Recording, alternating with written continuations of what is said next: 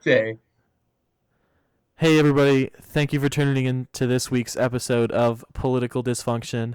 As you can tell, maybe this week is a little bit different. This is going to be our first episode that we're actually publishing to YouTube. So if you want to check us out there, we're going to have a link on our website and we're going to put links on all of our socials. And so we'll be ready for you. This is going to be the continuation of the long awaited drug war part two. Last time me and Tyson got into this, it was not the most, I guess, sequential conversation. We did a lot of jumping around, got on a lot of rants, and we'll see how it goes today. That's But how it naturally is when you talk about the drug war. There's a lot of consequences because of it.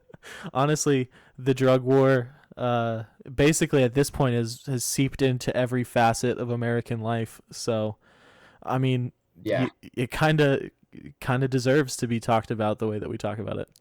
But just like last drug war episode, we're gonna go ahead and talk about some current events. So Tyson, you want to take it away with the first one?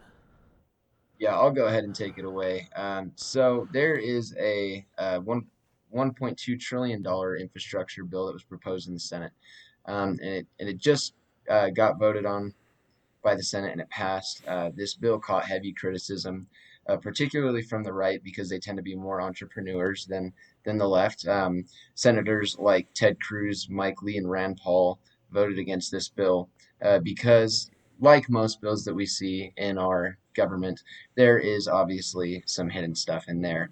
Um, More specifically, stuff that is restricting cryptocurrency. That is something that is not okay. The big portion of it is that they're gonna be increasing taxes on the cryptocurrencies.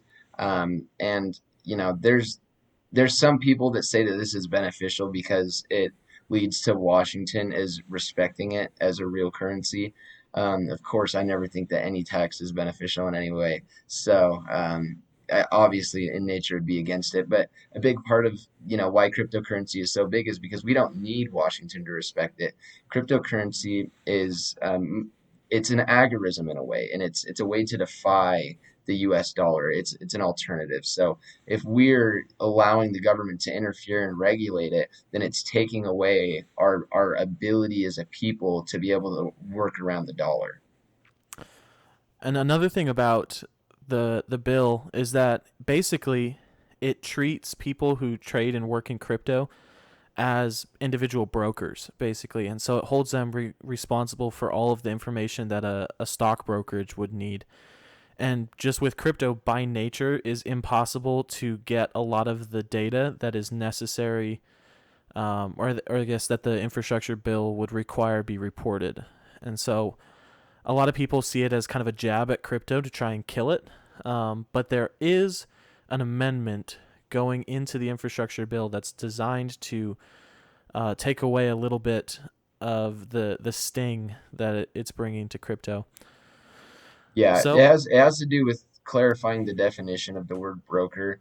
And they would basically like have to report their crypto g- gains in a different way. And it would basically like try and loosen up some of the definitions in there, which this is a lot of what the linguistics of it get very picky. And this is kind of why it's just so outrageous and it's such a hard process. But there I believe, if I'm reading this correctly, the amendment was voted down, but I'm not sure if you read something differently. to be honest, I have not. I haven't seen anything since I saw the amendment come to pass. Doesn't surprise me at all that the amendment wouldn't go through, um, especially especially with the state that our Congress is in regarding amendments. There hasn't been, at least in the House of Representatives, there hasn't been an amendment passed to a bill in, I think it's been like 6 or 8 years or something like that. Wow. Yeah, and so just leadership in Congress isn't letting any amendments go. All the bills are either going to be passed or not as is, which is a huge issue. But that's an issue for another day. We'll talk about that some other time. Oh man, I could go on forever about the legislative process, but yeah, that's basically the gist of it. Of course, the government's trying to take jabs at crypto now where they can. I respect those who tried to fight against this, but This just shows that, no matter if it's right or wrong, no matter who's fighting against it, the government's always going to continually, slowly erode at our rights, and we're just seeing that in another fashion yet again. Absolutely. Um, is that all you wanted to talk about the infrastructure bill? Yeah, I figured I'd kind of keep it quick. We did current events for a while Perfect. last time. We did, yeah. So my current event this week, a little bit of a W for Americans as a whole, especially for those fighting for freedom in the great state of New York. We got our main man Andrew Cuomo kicked out. So I guess not kicked out So because they're still a little bit too weak to kick him out there. But he resigned.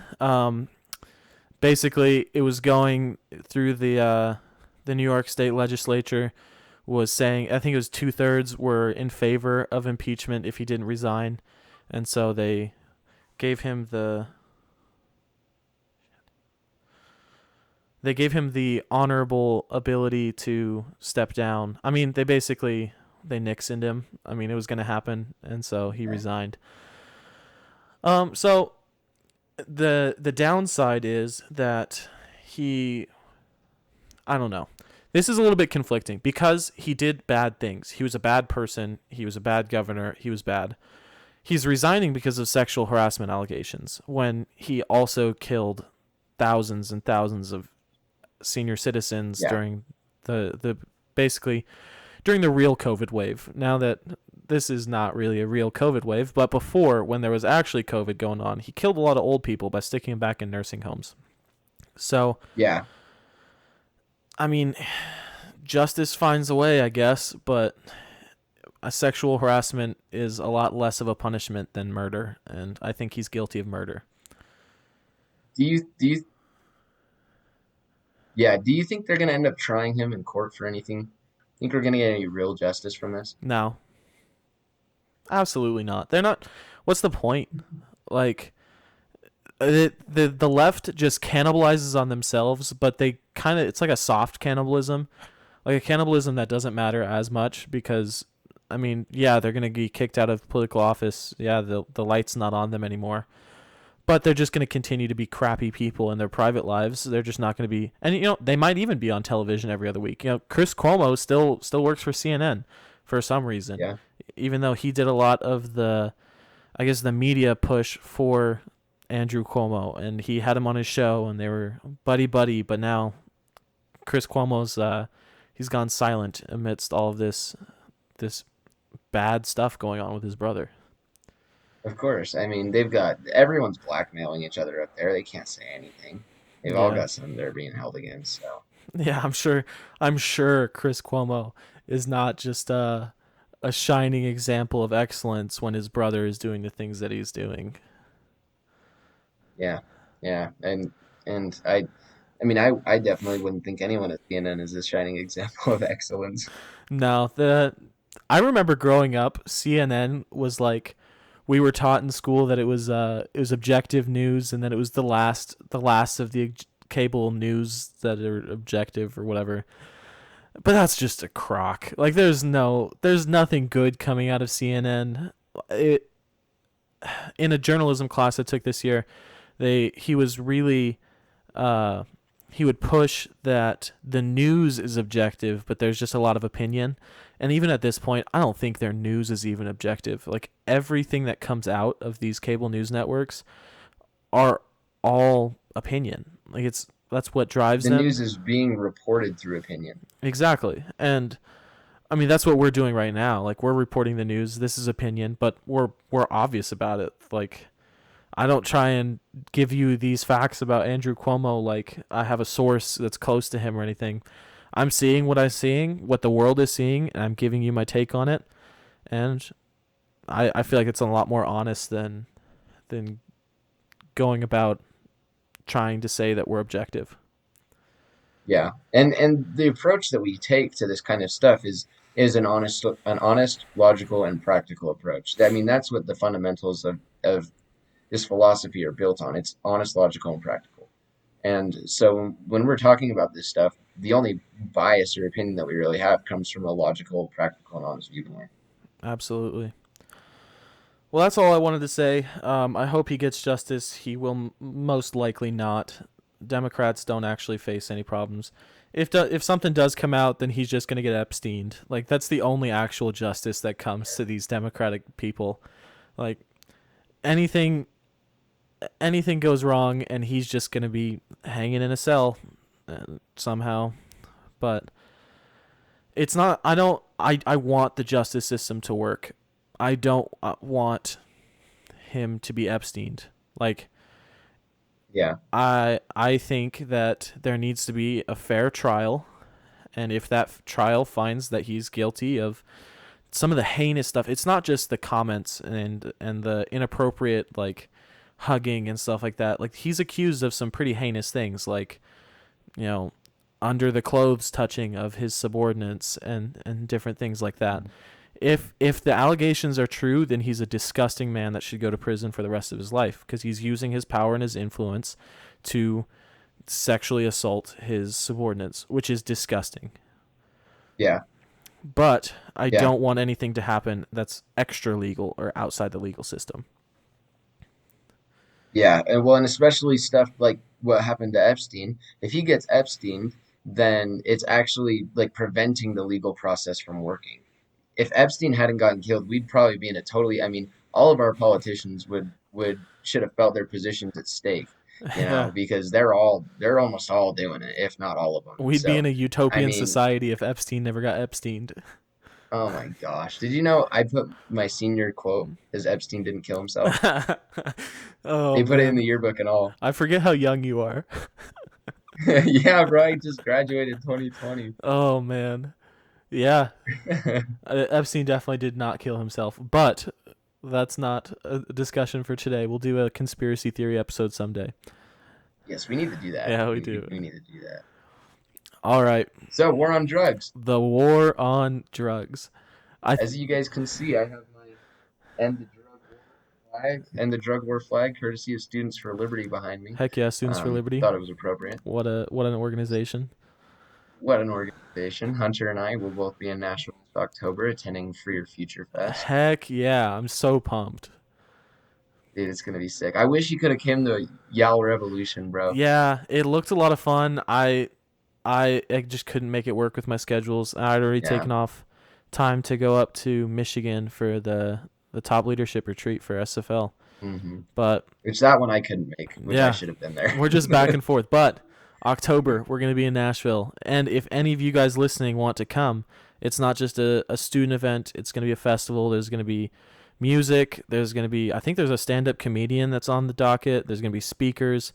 And it's open to anybody. And me and Tyson both have codes to get you in for free.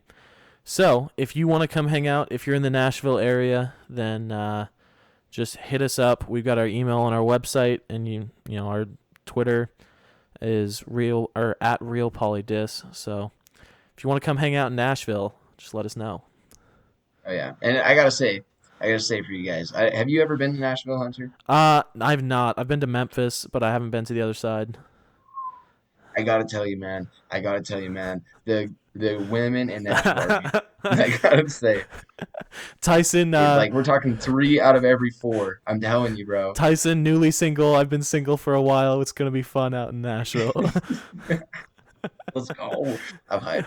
It'll be a good time. All right, drug war back. Yeah, So no, here we go. I kind of want to start off with something that I showed Tyson and some other people in a group chat this week. Basically, it was an article that talked about how cannabis is bad for climate change and for global warming.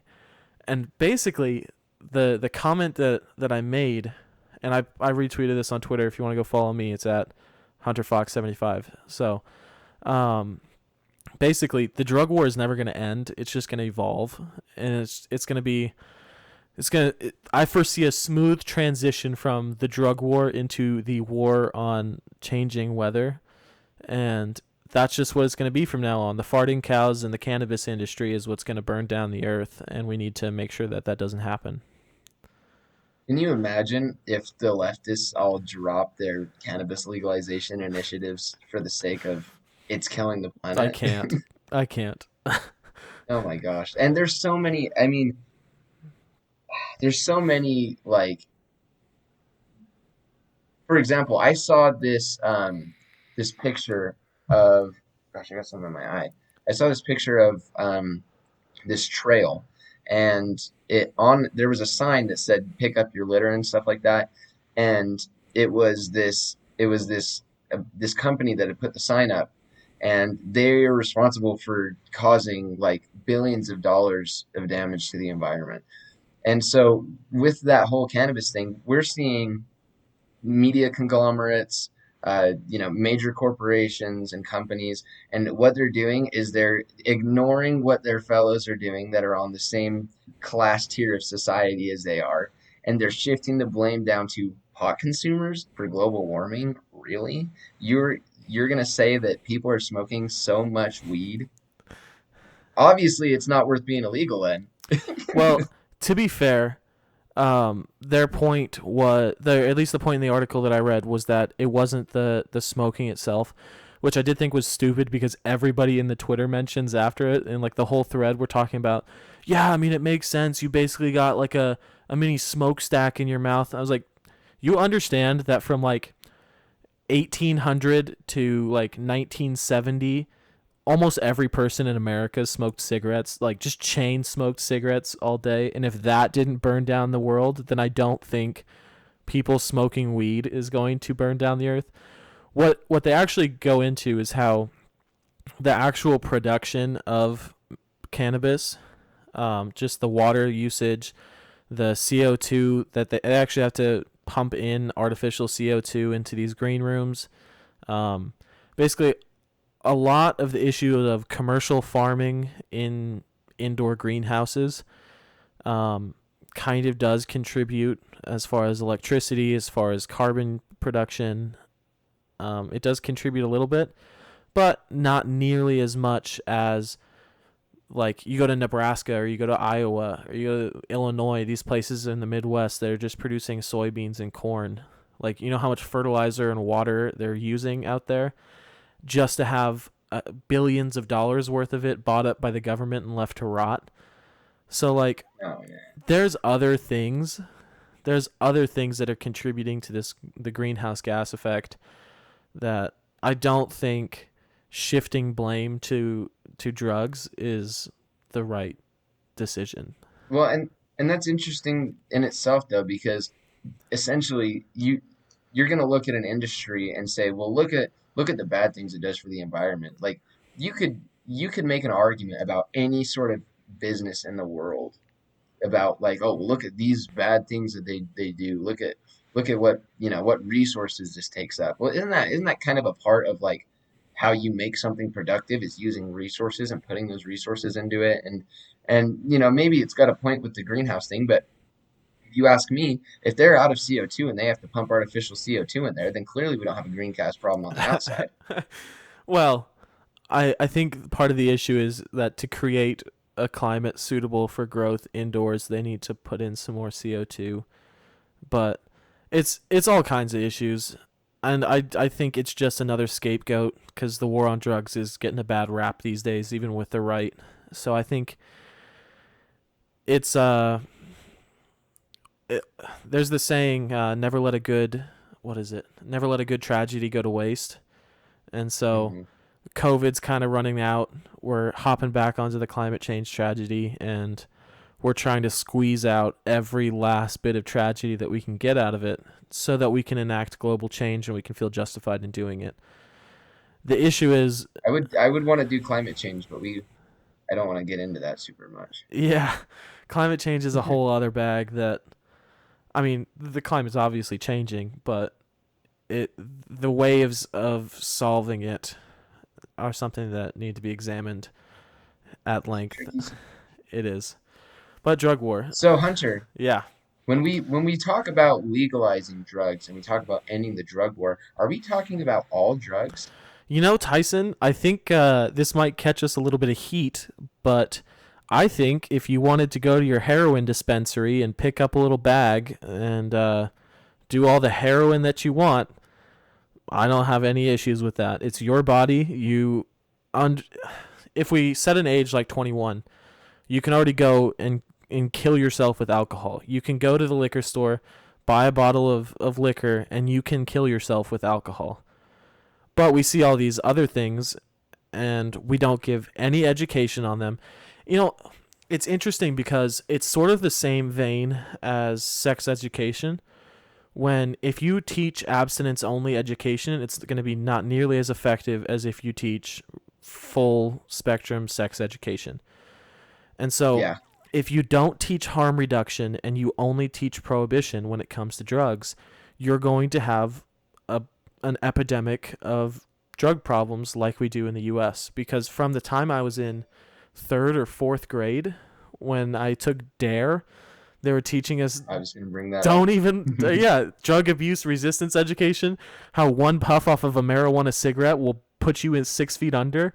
It's like, how exactly people get drugs. Like, it's I all of my friends in high school since I was 15 years old, all of my friends had smoked weed, or even in Georgia cocaine was a thing. Like, it's not it's not sufficient to teach prohibition.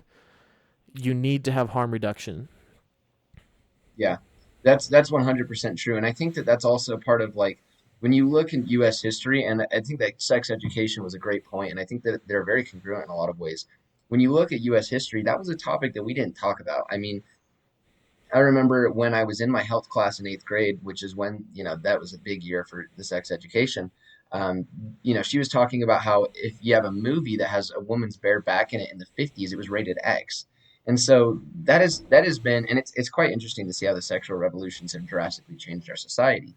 But my point in saying that is you have huge epidemics now in the 70s and 80s with homosexuality and AIDS because you are not educating people on how to properly go about these situations. You're just saying, well, don't do it. Well, if my parents told me to do something, to not do something as a kid, and they didn't give me a reason for it, I'm a lot more inclined to do it.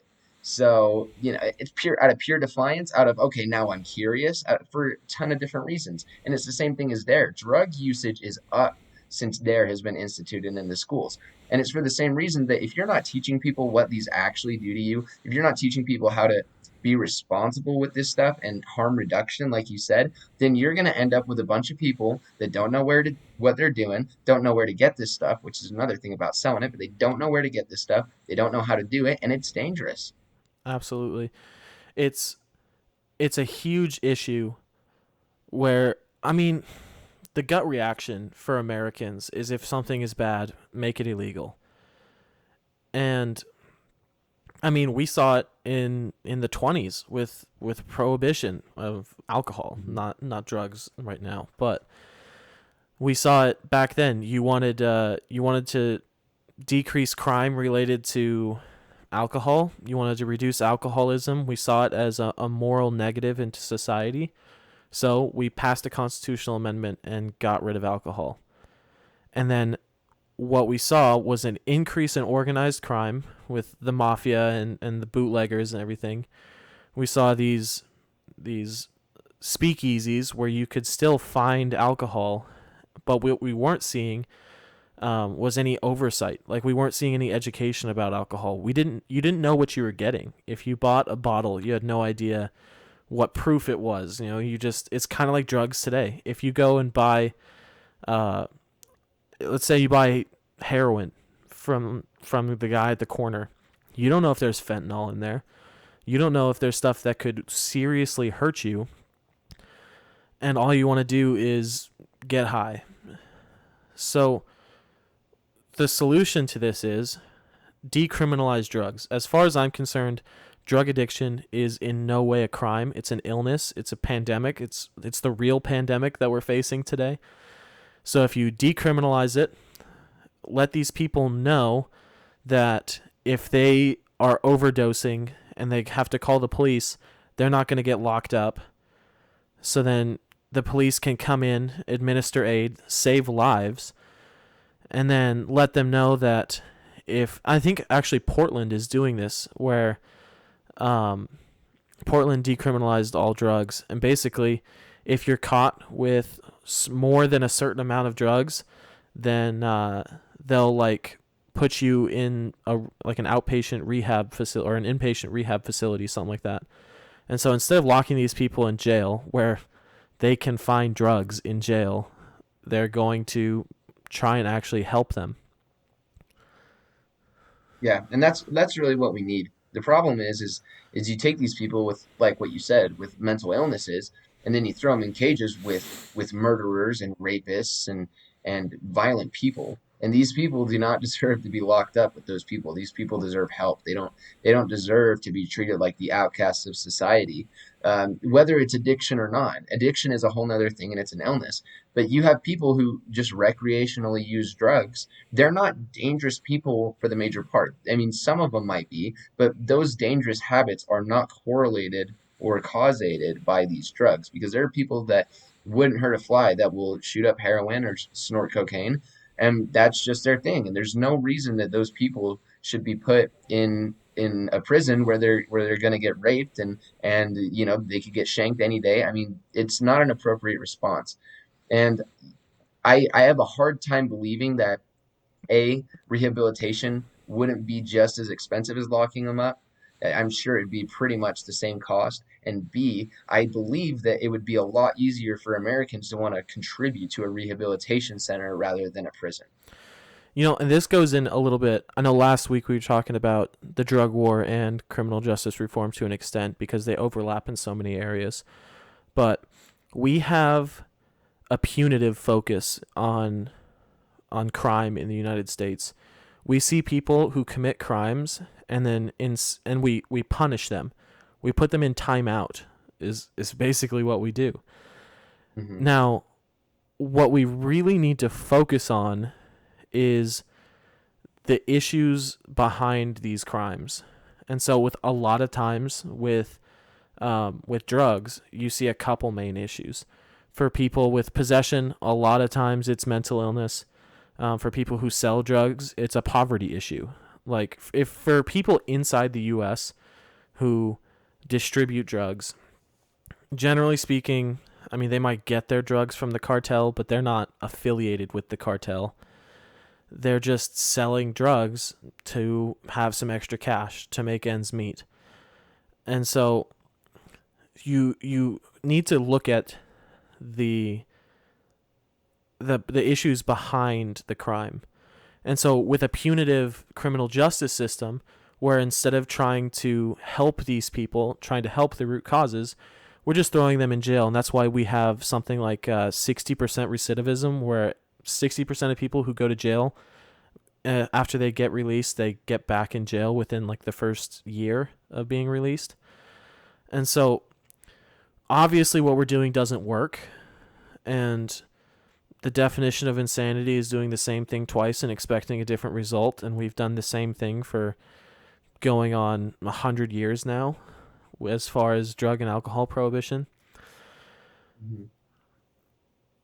Yeah, it's something that it definitely needs to change. And I think that you said something about oh shoot, I'm trying to remember what you said about people going back to prison, and it reminded me that this the war on drugs is one of the big reasons why the United States really can't be considered the land of the free. Aside from the point that you have a right to put what you want in your body, your choice, and the government does not have a right to tell you what habits or what decisions around that regard that you decide to make in your personal life. So that's one aspect of how it just completely obliterates the idea of us being the land of the free. But the other aspect is that we have the highest incarceration rate in the entire world. The United States, the land of the free, has the highest incarceration rate. That's completely mind-boggling. But 51% of people are in there, and I think it's even more. I think it probably ranges from 51 to 61% of people that are incarcerated are in there on a victimless drug crime. And like we see a big problem with particularly with conspiracy. People are the cops believe someone wanted to sell drugs, and so if they talk with their buddy about it or believe they talked with their buddy about it, then out of nowhere you're talking about selling marijuana and you got a 26-year sentence on you for talking about it. I mean, the conspiracy charges are one thing, but the fact of the matter is that most of our prisoners are locked up for victimless drug crimes. Definitely does not scream land of the free to me. Yeah. So when I was in Michigan last week, there was a speaker who was a judge in California, and he actually argued. Shoot, I can't remember the case, but basically he argued a case for the Supreme Court that basically said the Second Amendment is for more than just the military and for militias and stuff like that. Basically, the Second Amendment extends to all free American citizens, which is great. We love this guy. He's awesome. What he said was he asked us what are the dogs that like the police use in searches and stuff. And we're like, drug dogs, like drug sniffing dogs. And he was like, no, they're probable cause finding dogs. And so he said something like high 90% of times that a dog is used in a search, they find, or the dog alerts. And they have something like a 60% like failure rating where like 60% of the time the dog alerts, they don't actually find drugs, but they give probable cause to search the vehicle or search the house or search whatever, search the person. And so, That's a very interesting point. yeah, And I got to say real quick, so the state of Utah Supreme Court actually, because this was happening so much in Utah, the state of Utah Supreme Court actually made it so that they cannot search your car with a drug dog and call that probable cause, and that the drug dogs are no longer allowed to be used in that respect. yeah. And I know That's a big win in Utah. it's actually, there's a lot of things going on nationwide. I remember when I was in high school, um, there was stuff like they could not bring in a dog from off site to search your vehicle at a traffic stop. It had to be a canine unit that pulls you over, and the dog has to be already there. They need a warrant to bring in a dog from another unit, and so I think progress is being made on that front. But basically, like the war on drugs is a cop out for suspicious activity. Basically, if I'm a cop Yeah. and you piss me off even, then I can say, wow, your eyes are a little bit red, or I smell marijuana. And so that basically is the do whatever I want and get away with it pass. Like the cop can just allude to drug offenses and then do exactly what he wants to do with you, whatever that may be. Yeah, I had a cop one time pull me over, and I was driving back from my girlfriend at the time's house, and um, I was driving my truck, which I cut the exhaust on, so it's kind of loud. So I think I got profiled. This guy pulls me over, says my lights weren't on, and I was like, dude, I was driving. It's literally 11:50. I was driving from half an hour away. I definitely would have noticed if my lights weren't on. Like, you're really just gonna lie to me like that right now? And then he was like, your eyes look a little red. Can you tell me about it? I'm like, dude, at that point I was like, oh, no way this is happening. I was like, dude, it's midnight. Like, I'm tired. I'm going home. I'm going to bed. And I Yeah. didn't have anything on me, but he was like, trying to look in the truck and stuff. And I'm like, this freaking guy, dude. I'm like, I mean, I had a couple cans of Copenhagen, and he was like, how many are those? And I'm like, oh, I don't know. I don't know But how those got I there, thought officer. I thought he was dragging me out of my truck when he said your eyes are red, and I was like, oh my gosh, dude, it's nighttime. It happens. All right, I'm tired. Yeah. But that's all it takes for someone. That's all it takes for someone to. I mean, the point is I'm lucky that I didn't get pulled out. But there are people that are getting dragged out of their cars, humiliated on the sides of the streets. They're getting the handcuffs, and then they're getting their stuff searched through, and it's a violation of their privacy, all because of a hunch, which is supposed to be illegal. But these cops, I mean, they don't care, and it's a pain in the butt to file a suit against them. Yeah. Yeah, there's a lot of issues when it comes to criminal justice, and there's a lot of issues when it comes to, I guess, the free pass that police have. And I know, I'm sure qualified immunity is a topic that we're going to discuss pretty soon on the show, and just police reform Hmm. in general. But basically, it ties back to the drug war, because the drug war is the biggest cop out for bad policing. Like if and then we see it as a Yeah. moral problem in the U.S. where Not only is it bad law, like it reduces freedom, but people are okay with it because a lot of the country still has that 1960s, 1970s morality where those dirty hippies are just doing drugs and they're anti-war, so heck 'em. But It's intolerant. exactly, we don't have a free enough society to even make an impactful difference on this yet. Yeah, and it really needs to. It ending the drug war would solve seriously so many issues that we have in our court system right now. It would solve so many issues in terms of how we are handling people. And that's another thing that I don't know if we talked about this last episode. I know that we talked about Nancy Reagan a little bit, but the government has been orchestrating this intentionally. They've been intentionally placing these drugs. I mean, Ronald Reagan did it with the CIA, where they planted crack in these urban African American communities, and then they start pumping these police in, over policing it, and now you've got a large portion of the black population that's fatherless, and you see that in so many different areas to where they're setting us up. It's a giant setup. Yeah, yeah, it's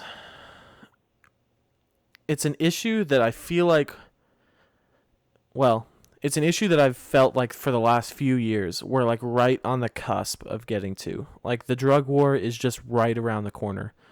There's Yeah, there's a lot of organizations that are making, medical progress with different kinds of drugs like psychedelics. There's an organization called MAPS that's using things like MDMA for psychoactive induced therapy. And they're expecting FDA approval by 2023. And then there's other organizations working with things like psilocybin, which is the active ingredient in mushrooms, who are using it also for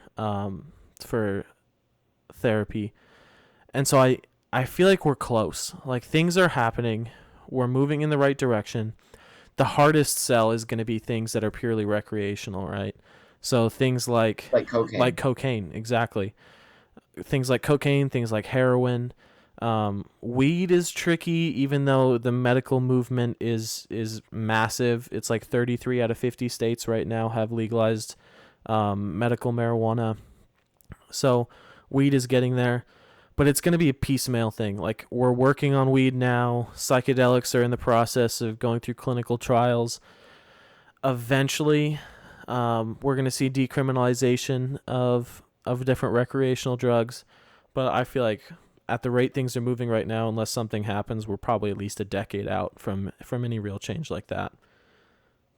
Probably. I think that the best way for people to approach this who want to make a difference, and the good thing is you're right. We are starting to get there. We're starting to be able to have these conversations. You have people like Joe Rogan having phenomenal doctors on who are drug users consistently, and they're like, no, people don't understand, and they're having the conversation that we need to have.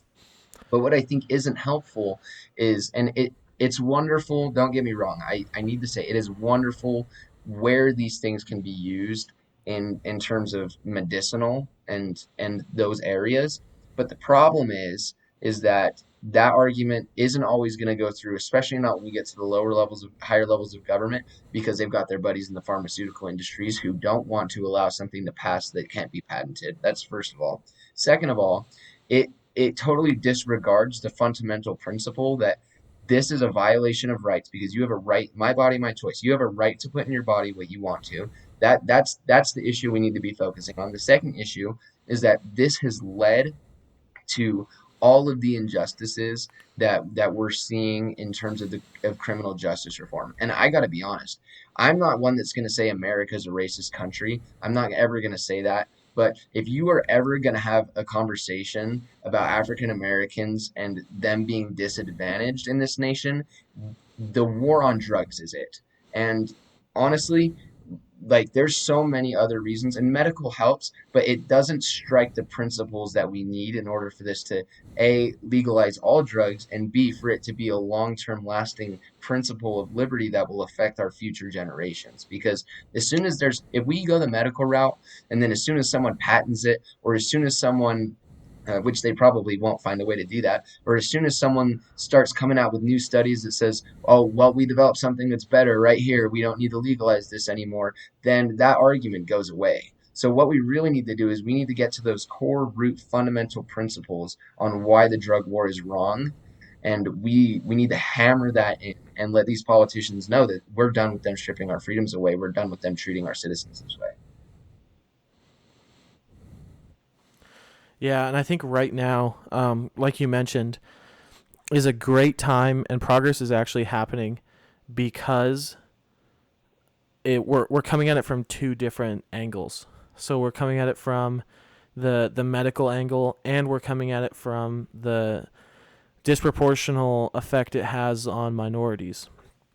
And so something like harm reduction education is going to be vital in these communities where things like crack and heroin are just ravishing these communities.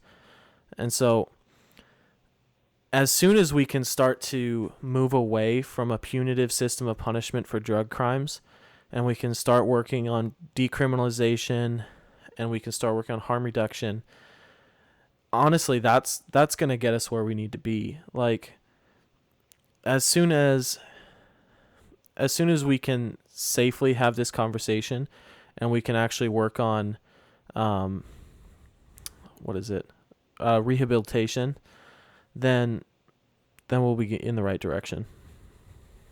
Yeah, we need to teach people how to be safe about it, not tell people not to do it. That's a big problem with the way that this is unfolded. Absolutely. Was there anything else you wanted to bring up about it? We're about 40 minutes in now. Honestly, like I think that we could probably like if we really wanted to put together some stuff, we could probably talk for multiple hours about the negative consequences of it. But we really hit like the important stuff on, um, and I think that it's just important for us to really like open up to having this conversation because a lot of people are like raised differently than that. But this is actually something that it's like if you actually don't just blow it off and you read the literature and you understand what's going on, it's a no-brainer.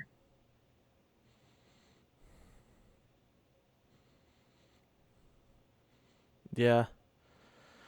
Yeah, well, I agree. I would say that the drug war is tough, but it's the tides are turning. We're starting to win, and we just gotta keep out there, keep on top of our representatives, make sure that they're keeping our ideas in mind, and that they're working towards positive change. Absolutely. I always love doing this with you, Hunter. Seriously. We've Yeah, gotten, dude, you've heck become yeah, man. one of my really good friends in these last little while, last few months. Dude, it's fun. It's great having a chance to just talk about these things. Hopefully, one day somebody will be listening, and yeah, we just got to keep on top of it. We got listeners, y'all, and we appreciate you guys very much. I gotta say, we Yeah, love our listeners on the Political Dysfunction Network. we do. Share with your friends, guys. This is you guys are the first ones. We will always remember you. Once we get our Patreon up and we're gonna start doing some giveaways, you guys are gonna be the OGs. We're not going anywhere. We're gonna keep it rolling. Absolutely. All right. Well, I guess this is sign off time, yeah? This is I'm doing an episode of The America We've Been Given this week.